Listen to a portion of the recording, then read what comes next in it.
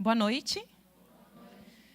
É um motivo de muita alegria estar aqui com vocês hoje. Agradeço o convite da Quênia, do pastor também. E vamos conversar um pouquinho sobre os tempos que estamos vivendo. Essa é a nossa proposta. Fazer algumas reflexões sobre as condições, tanto físicas, mentais, e também o contexto social e cultural que estamos vivenciando de um tempo para cá. Meu nome é Andréia, eu sou psicóloga, moro aqui em Belo Horizonte esse é meu 5º ano, agora em maio, obrigada. Fizemos 5 anos de BH, sou de São Paulo, estava morando em São José dos Campos, mas há 5 anos também. Eu tenho uma vida assim, de ciclo de 5 anos, eu já percebi. Mas vamos ver o que virá daqui para frente. 5 anos se completaram e é só aguardar. Bom, hoje nós vamos falar um pouco sobre o contexto mais social e cultural, condições externas que nos afetam. Sábado que vem, eu pretendo falar sobre as condições internas. Tá? Então, nós vamos hoje levantar 2 fatores que têm sido, que eu tenho observado, não são os únicos, não são exclusivos, mas são 2 fatores que têm realmente afetado a muitos de nós, em determinada escala, eu vou dizer a maioria, mas proporcionalmente varia de cada um. Hoje vamos falar sobre as mentes carregadas, né? Colocamos esse nome, carregadamente. Convido a vocês para assistirem esse trechinho de filme.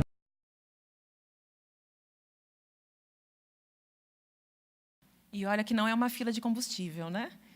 Esse filme é de 93, imaginem. Tão atual, continua sendo atual.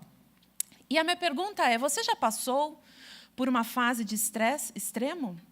Eu acho interessante nesse filme que ele mostra a condição interna e externa, né, juntas ali. Porque aquilo só vai afetando aquele homem porque internamente ele já deve estar perto do limite dele. E isso acontece com todos nós. Cada um aqui tem o seu limite. E o que tem afetado, né, esse limite? Eu acho que o que mudou de 93 para cá é que cada vez mais pessoas estão próximas do risquinho limite. E muitas têm passado dele. Eu vou utilizar, para nós pensarmos hoje, um pedaço da história do povo hebreu. Vocês se lembram que José se tornou governador do Egito, encontrou a sua família novamente, e como eles moravam, onde eles moravam, né? A fome estava chegando a uma situação de calamidade, José levou toda a família dele para lá. Jacó e sua família partiram para o Egito, levando tudo, os animais, os familiares, os servos, todos foram para lá, para o Egito. Começaram uma nova vida ali, num país com uma cultura completamente diferente, com hábitos diferentes, e foi ali que eles começaram. Mas é interessante que, mesmo estando num local totalmente avesso, né, àquilo que eles estavam acostumados, eles eram um povo diferenciado, tanto pela profissão, quanto pelos hábitos, quanto pela cultura que eles carregaram junto com eles e mantiveram ali, naquele país estranho, por algum tempo. Só que o que aconteceu? O faraó, que convidou, né, que apoiou José no convite para sua família chegar até o Egito, ele havia morrido, um novo faraó subiu ao trono, e ele começou a se preocupar com esse povo que estava crescendo, crescendo, crescendo, em número, e ficando mais forte e mais poderoso que os próprios egípcios. E ele falou, precisamos tomar providências. O que a gente pode fazer? Então, eles tiveram a ideia de oprimir o povo. Então, eles colocaram o povo hebreu para trabalhos forçados. Então, eles começaram a produzir tijolos e construir cidades para Faraó e para os egípcios. E foi assim que o povo hebreu começou a mudar de status ali dentro. Porque se até então eles eram um grupo unido, existiam muitos ali dentro da família de Jacó, que se destacavam pelas suas habilidades, pela forma de lidar com a sua profissão, todos haviam agora que estar sob trabalhos forçados. Eles se tornaram escravos. Só que a Bíblia fala ali em Êxodo o seguinte: quanto mais eles eram afligidos, mais eles se multiplicavam e tanto mais se espalhavam. Ou seja, a estratégia de Faraó não estava dando certo. Então, ele aumentou a carga. Tentou também acabar com as crianças, mas não deu certo, porque as parteiras estavam tentando esconder as crianças ali. Então, ele aumentou a carga de trabalho. E o que foi acontecendo com o povo de Israel? Eles foram perdendo a sua identidade. Identidade são as características, as nossas referências internas, baseadas também nas nossas experiências externas, que nos ajudam a saber quem somos. Elas envolvem nossos valores, nossos princípios e nos dão um norte, de quem eu sou, para onde eu vou, o que eu quero, o que eu penso da minha vida. Só que com o povo sendo oprimido daquela forma, eles foram perdendo as suas características que os definiam como povo. O Egito foi privando o povo hebreu da sua própria liberdade, da sua dignidade. Então, com o tempo, eles começaram a agir e pensar como escravos. Alguns ainda mantinham a sua identidade e tentavam animar os outros, mas a carga estava tão forte que não adiantou. A maioria foi se tornando um escravo, pensando como escravo e agindo como escravo. E o clamor do povo era tão forte a Deus que Deus, vocês conhecem a história, levantou Moisés para interceder ali perante Faraó e tentar resgatar aquele povo. E o que aconteceu quando Moisés vai falar com Faraó? O Faraó fala assim: esse povo está sem o que fazer.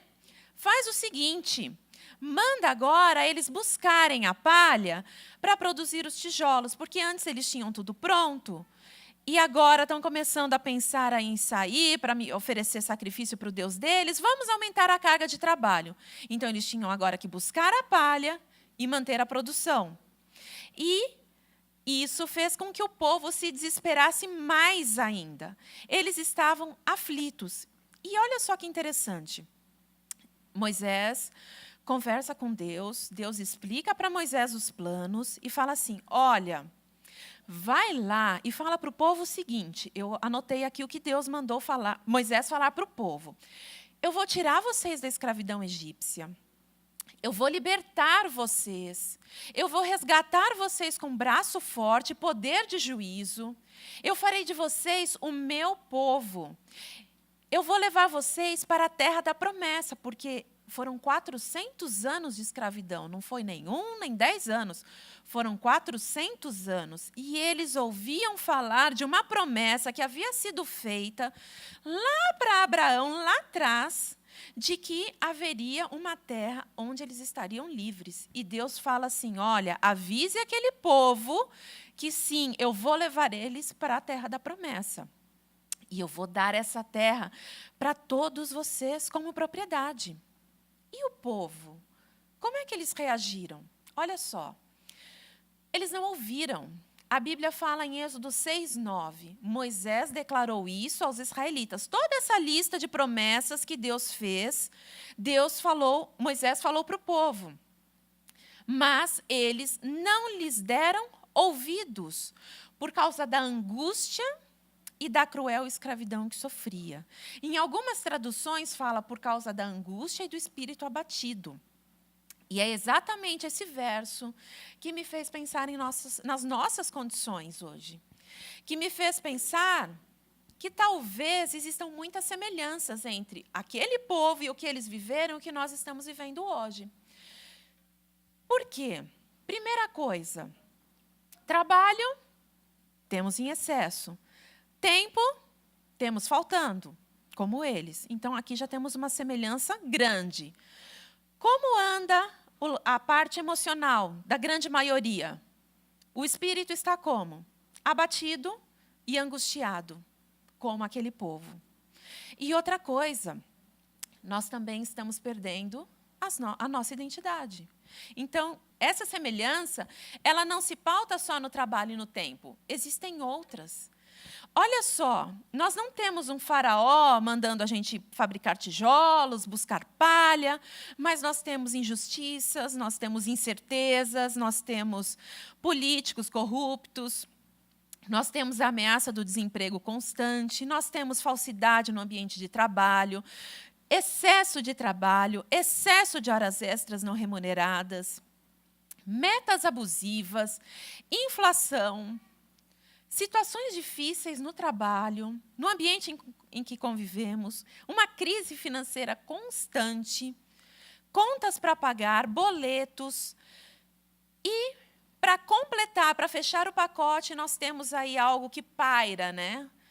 Se você não quiser, se você não estar satisfeito, tem quem queira. A gente pode dizer que esse é o nosso chicotinho interno, porque isso nos faz ficar e nos submeter.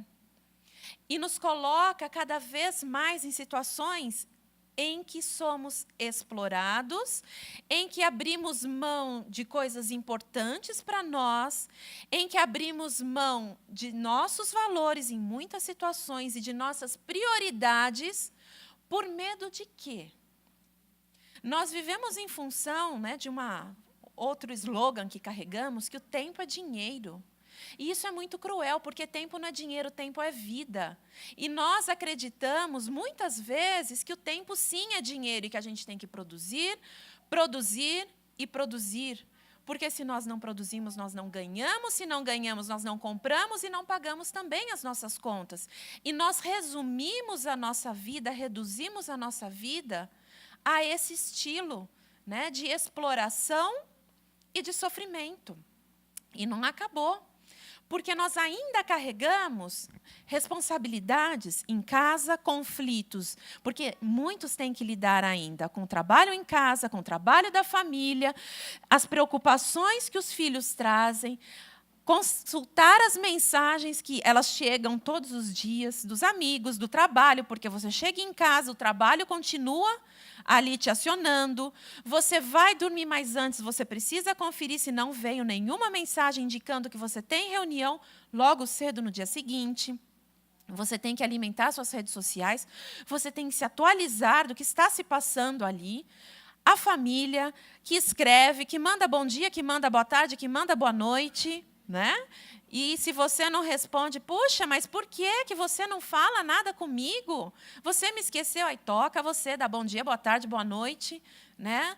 E isso vai sobrecarregando, né? A gente não se dá conta disso, mas são mais coisas que nós vamos carregando nas nossas costas. E aí a gente ouve falar do estresse. O que é o estresse?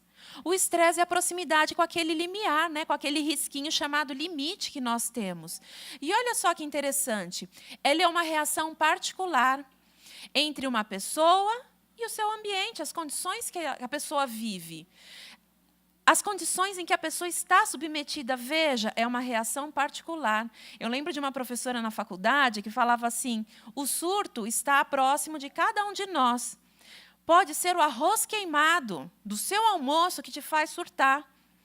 Pode ser, como aquele que nós vimos ali no filme, né, uma fila de carro no trânsito.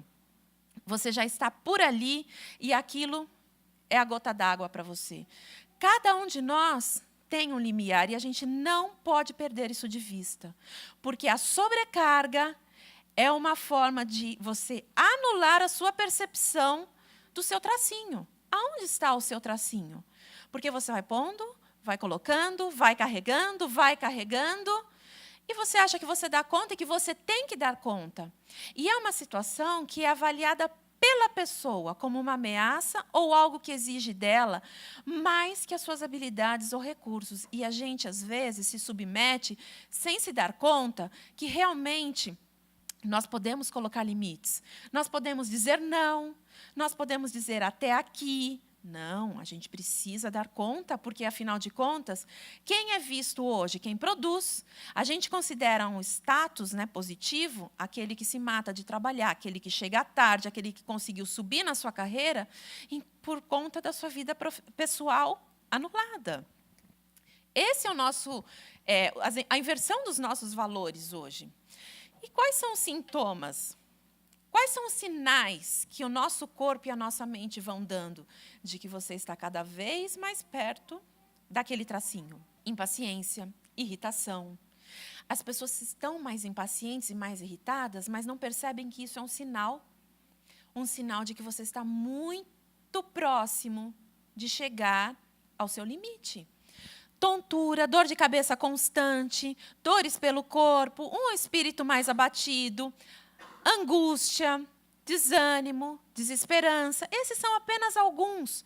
Porque se eu for listar os sintomas que o corpo, a lista de avisos que o corpo manda para a gente e a lista de avisos que a nossa mente também manda, precisaria de muitos slides. Eu peguei só alguns para mostrar para vocês que o nosso corpo não é uma máquina. Nós não somos obrigados a nos submeter a uma situação opressiva como estamos vivendo. E olha só, como aquele povo, nós também estamos com dificuldades de ouvir. De ouvir o quê? De ouvir que existem outras possibilidades e outras alternativas para a nossa vida. De ouvir quem está ao nosso lado, pedindo o nosso tempo e a nossa presença. Como mostrou aqui na encenação, nós estamos muito ocupados com coisas muito importantes, ou trabalhando e produzindo. O nosso corpo dá sinais, mas a gente também não escuta. A gente passa por cima, sabe o que a gente faz? A gente vai ao nosso médico e fala assim: ai, tem alguma coisinha para eu tomar para aliviar? Eu estou muito irritada, muito impaciente. Aí eu tomo. Aí o que acontece? Eu aguento mais carga. E vamos tocando. Ah, travou aqui a coluna. Não consigo nem me virar. Por quê? Porque, afinal de contas, eu estou carregando o mundo nas costas. E o que eu faço? Eu vou no meu ortopedista e falo o quê? Tem uma coisinha para eu tomar, para aliviar e eu conseguir? Tomo, ufa, alivio, o que eu faço? Mais carga nas costas. Então, a gente também não ouve os sinais. A gente não se atenta. A nossa mente também dá sinais de alerta. Mas o que a gente faz? Tem algo para eu tomar? Terapia? Não, imagina, isso é para louco. Eu vou lá no meu médico, eu tomo um remedinho e continuo. Volto a produzir, volto a ficar bem e dá-lhe carga nas costas. E sabe, a gente deixa de ouvir, inclusive, Deus, que nunca nos deixa e que está sempre tentando nos alcançar. Nós não escutamos. E além desse contexto do trabalho, desse status que a gente carrega, eu produzo, eu sou fulano de tal, porque o trabalho ele acabou ocupando esse lugar de identidade. Quem eu sou? Eu sou psicóloga, eu sou gerente, eu sou médica, eu sou professora. É ali que a gente se identifica. A gente perdeu outras referências. É como se nós só nos identificássemos por aquilo que nós produzimos. Então, quem é você? Você faz o quê? Eu sou tal, faço tal coisa. Basta. Ah, então já sei quem você é, já dá para ter uma ideia de quem você, como mais ou menos você é. E o que você faz e o tempo que você tem ou não. E, além disso, nós encontramos um meio, de carregar mais carga, mas aí a sobrecarga é na mente, muito mais do que no físico. E eu convido a vocês a assistirem também esse videozinho.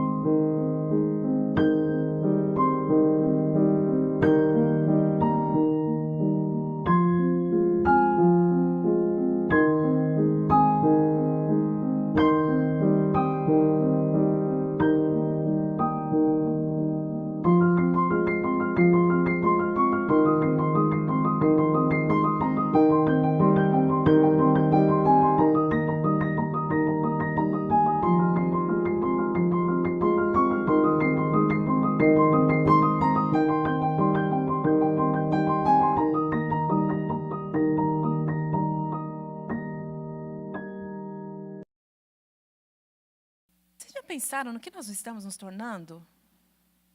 É muito forte, é muito bizarro. Nós estamos nos tornando isso tudo. E não sou só eu, né? Somos todos. Eu falo que a tecnologia, né? E aí, quando eu falo em tecnologia, eu estou falando do celular, do tablet, né? De tudo que as redes sociais, tudo que nos mantém ligado a um aparelho. Né? O que é isso? Né? O que realmente está acontecendo com a gente? Eu gostei da frase desse... Ele é um ensaísta, Nassim Taleb. Ele fala assim, a diferença entre a tecnologia e a escravidão é que o escravo tem total consciência que ele não está livre. E eu falo, a tecnologia pegou a todos, desde a criança até o idoso. E é um caminho sem volta, vocês já pararam para pensar? Então, assim, a minha proposta, né, não é demonizar a tecnologia, mas é trazer algumas reflexões. Porque nós estamos escravos, com essa diferença. Nós nos damos conta disso. E como que isso acontece? Né? Eu trouxe alguns itens apenas, né, para tentar explicar um pouquinho do que acontece com a gente. Uma dos elementos, né, que a palavra me fugiu, aqueles que pensam, né, a tecnologia, que estão por trás dela, utilizam, é a experiência de fluxo. O que é a experiência de fluxo? É a imersão total naquilo que a gente está fazendo. Ela não acontece só com a tecnologia. Por exemplo, se você está concentrado estudando, você está numa imersão, você está numa experiência de fluxo. Envolve um alto grau de concentração, num tempo limitado e uma sensação distorcida do tempo. Então, o que é isso em termos práticos? Você sentiu aqui a notificação, né? Aí você fala assim, olha, você está aqui me assistindo.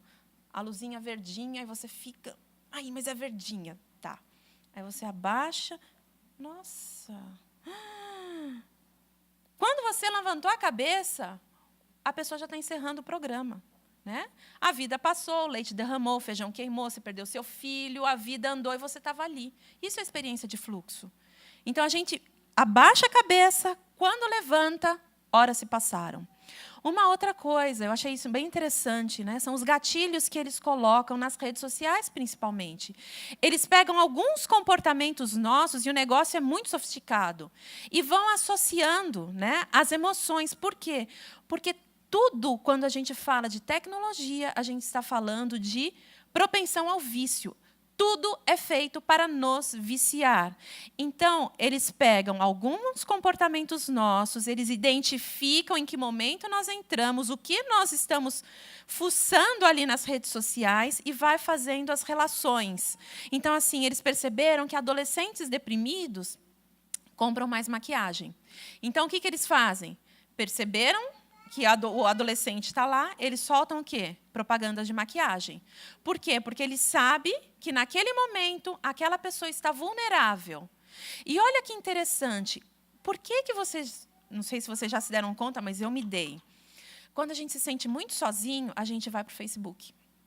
A gente posta mais, a gente tira mais selfie, a gente fala mais da gente. E, assim, quando você percebe que a pessoa, de repente, mudou de cidade. Eu estou falando porque eu passei por isso, tá? Quando eu mudei para cá, eu era muito de colocar no Facebook, de falar. E aí eu fui me dando conta, né? Era o meu sofrimento de me sentir sozinha. Então, assim, era assim que eu estava perto da minha família. Hoje, inclusive, eles estão me visitando. Meus pais, meu irmão, minha cunhada, estão aqui comigo. Mas, assim, era algo que me afetava muito. E quando eu li sobre isso, eu vi mais sentido ainda. O tédio, normalmente a pessoa entediada vai para o Twitter, para o Instagram. O Instagram é um lugar, a rede que mais detona a autoestima das pessoas. E isso é constatado. E é feito para isso. Por que você fica com mal-estar? E olha, tem pessoas que se deprimem, desencadeia ali algo que deprime. Por quê? Porque a vida do outro está mais interessante. Parece que está todo mundo viajando, está todo mundo curtindo a vida, todo mundo fazendo coisas legais, menos quem? Menos eu. E é tão interessante porque tem pessoas que não usam o Instagram, mas basta pegar um avião e pisar em qualquer lugar que não seja ali a sua cidade, fotos, fotos, fotos, fotos no Instagram, posta over, né? E isso faz com que te traga aquele mal-estar, aquela inquietação. Pois é, foi feito para isso. Porque isso te mantém mais lá. É um ciclo. E a gente não entende por que a gente está tão ligado a esses aparelhos, mas eles foram feitos exatamente para isso. E aí eu penso nas crianças, eu sempre falo sobre elas. Não é porque eu sou mãe de 2 pequenos, mas é porque está algo assim absurdo. A superestimulação. O que a gente vê hoje? Um bebê, né, a mãe não sabe o que faz, ele está chorando, está lá com os 4 meses, o que a mãe faz? Põe naquela cadeirinha, que toca música, que chacoalha e que tem um tablet.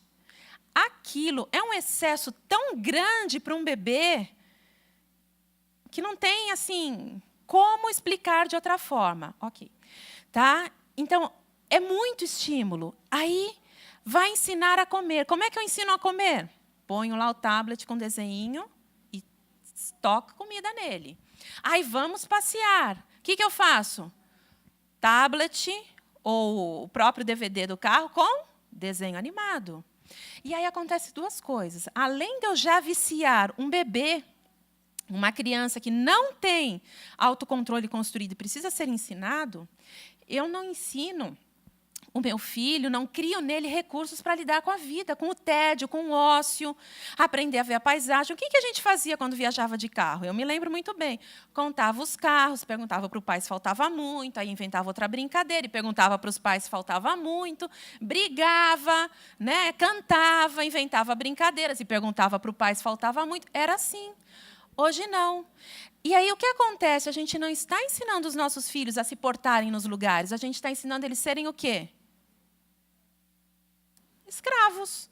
Por quê? Porque se eu chegar aqui e ele estiver me incomodando, basta eu fazer o quê? Pôr o celular na mão dele. E é assim que estamos criando uma geração de escravos. E o que acontece? Os estímulos são dirigidos a todos os sentidos. A criança está de férias, põe para ouvir música, põe para assistir desenho, põe para jogar, põe no tablet, põe joguinho, põe desenho. Eles não brincam. Eles não sabem o que é ficar entediados e falar assim, o que eu vou fazer agora? Porque isso faz parte. Isso é importante.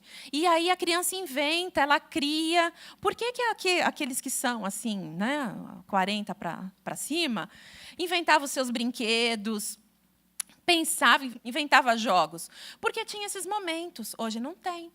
Mas o que eu vou fazer? Ai, que chato, que sem graça. Né? Então pega, você vai assistir um desenho. Então tá. E eu não sei, a Kênia, se já passou por isso, mas eu já atendi alguns adolescentes que os pais começaram desde cedo e depois tentam tirar. E o comportamento é de viciado. E inclusive, já, né, a Associação de Psiquiatria já constatou, já é uma doença catalogada, o vício em internet. É catalogado. Por quê? Porque é cerebral, né? Mexe com a química, vicia. E isso a gente não pensa. E quando você tenta tirar, você não consegue mais. Por quê? Porque é igual um drogado. E quais são as consequências? Meu filho está tão hiperativo. Olha só, as nossas crianças hoje, elas já são superestimuladas na barriga, porque as mães não param hoje, né? A minha mãe, que está aqui, ela tinha um outro estilo de vida. Hoje, não. A gente já vai, dirige, trabalha. Enquanto dá, a gente está lá, na labuta. E isso é estímulo para a criança. Então, ela já tem toda uma carga de estímulo na nossa barriga. Porque a gente não sabe parar quieto e ficar quietinho, né? Curtindo o ócio, fazendo nada. Não, tem que produzir, tem que fazer alguma coisa. Então, as crianças, elas estão mais agitadas, desmotivadas, sem criatividade, sem imaginação, sem concentração, e com o pensamento acelerado. Quem é professor aqui sabe, né? Vê a inquietação das crianças. E da onde vem? E outra coisa importante, como eu falei, todas esses artifícios tecnológicos, redes sociais, joguinhos, eles trabalham para desmontar o nosso autocontrole. Eles trabalham exatamente com a produção da recompensa cerebral, com a dopamina. Por isso que, quando você sobrecarrega a sua atenção, você entorpece o seu controle mental. A vida, quanto mais imersa em distrações, maior a sobrecarga cognitiva.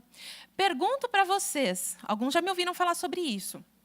Por que com a explosão tecnológica aumentou a obesidade? Por quê? Sedentarismo. Pela falta de autocontrole. Exatamente porque desmonta o autocontrole. O que acontece?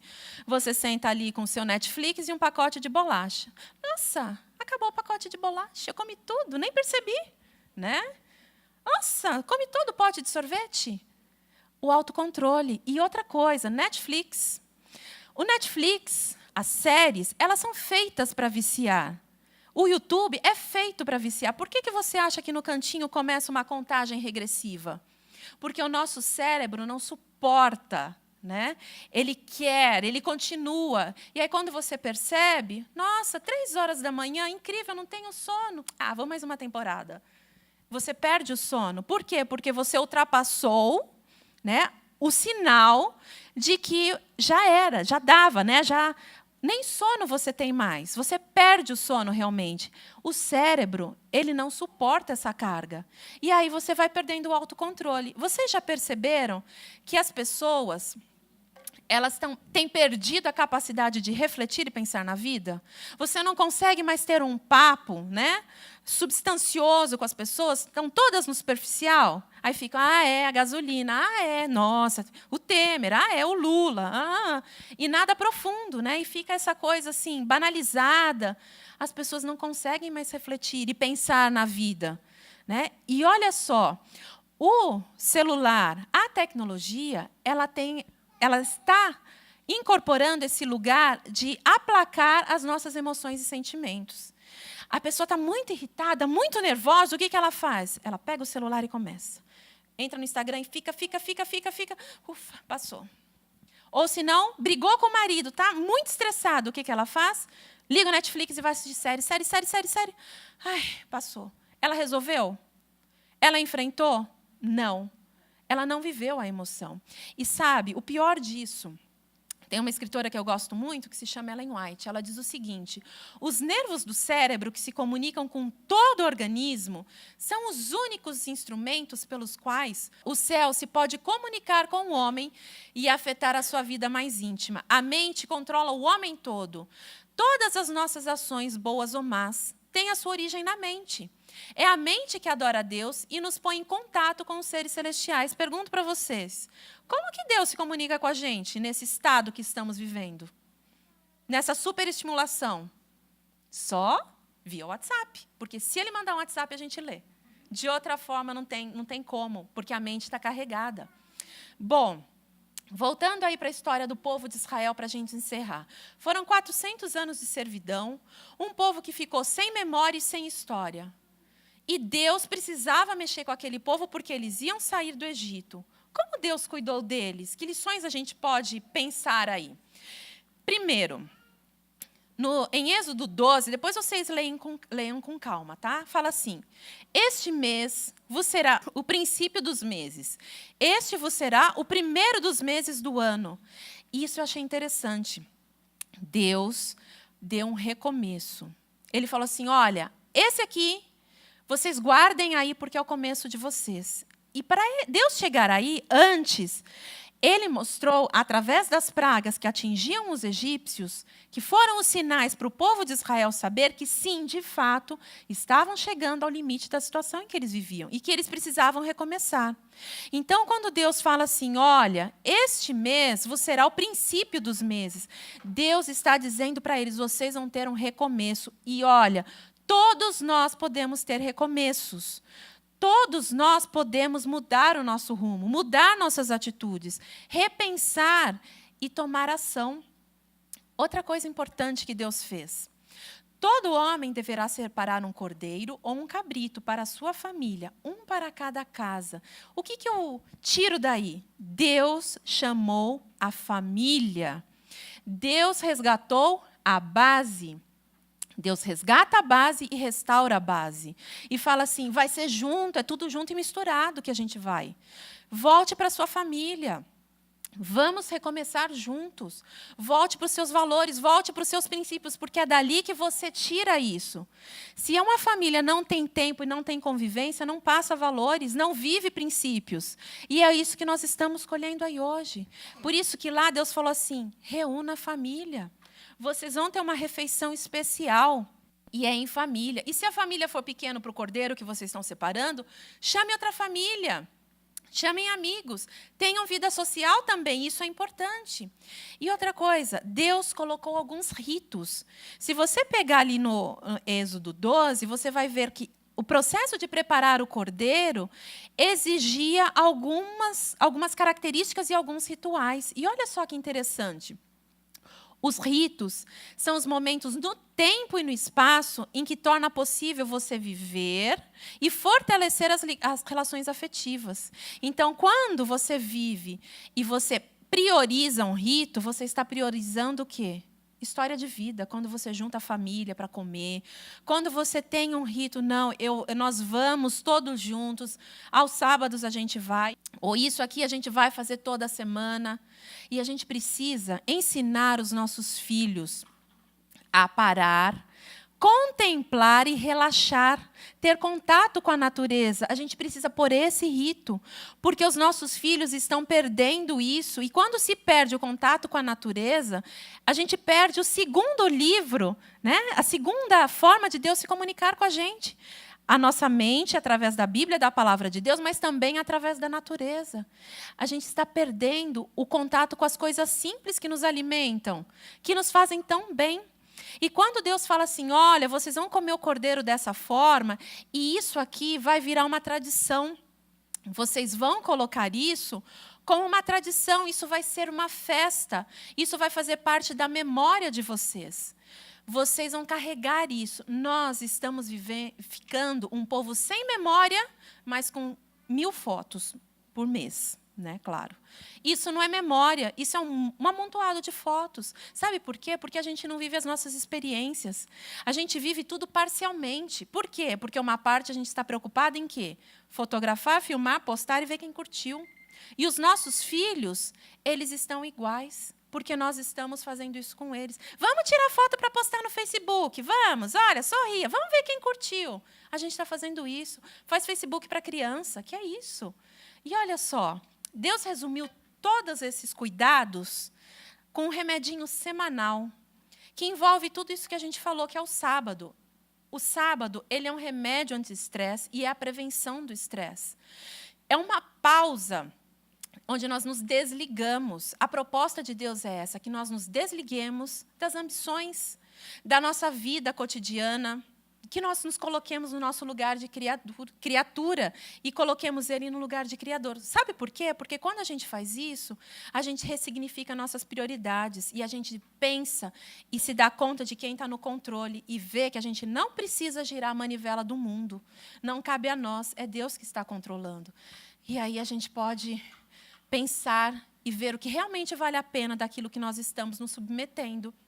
E ainda proporciona os relacionamentos sadios, estar entre pessoas, estar entre famílias, viver experiências reais por inteiro. Abrange a dimensão física, emocional, psicológica e principalmente espiritual. Ele restaura o homem. O sábado é um remédio semanal ao alcance de todos. E, para encerrar, eu gostaria de terminar com esse verso. Melhor é a mão cheia com descanso do que ambas as mãos cheias com trabalho e aflição de espírito. Pensemos na nossa vida, pensemos nas nossas prioridades, pensemos na nossa mente, porque Deus está falando a todos nós. Amém? E que sábado que vem nos encontramos de novo para falar sobre algumas questões internas. Que Deus nos dê uma boa semana e nos abençoe a todos.